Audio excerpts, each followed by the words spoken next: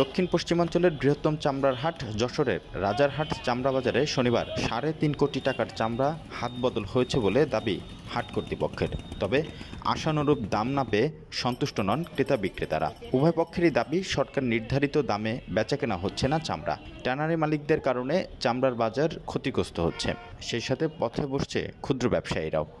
টাকা কেনা পড়ে তার পিছনে দেখা 300 টাকা খরচ আছে, লবণ খরচ আছে, একটা জোন খরচ আছে, গাড়ি ভাড়া আছে।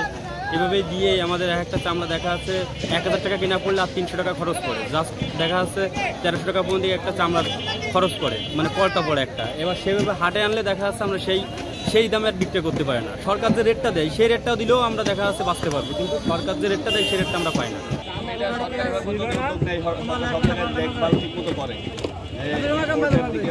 খেয়াল করে আর এদিকে কাজ আমরা কিনা বেচা দিকেও খেয়াল করে, তাহলে সম্ভব।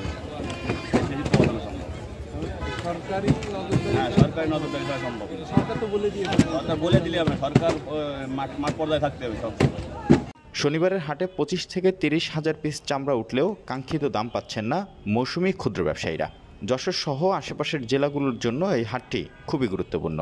সরকার 50 থেকে 55 টাকা প্রতি বর্গফুট চামড়ার দাম নির্ধারণ করলেও এই হাটে এদিন বিক্রি হয়েছে সর্বোচ্চ 35 টাকায়। ফলে প্রান্তিক ব্যবসায়ীরা বলছেন এটা তাদের পথে বসার শামিল। কাঁচা চামড়া কিনে লবণজাত করে 800 টাকার চামড়া 5 থেকে 700 টাকায় বিক্রি করতে হচ্ছে।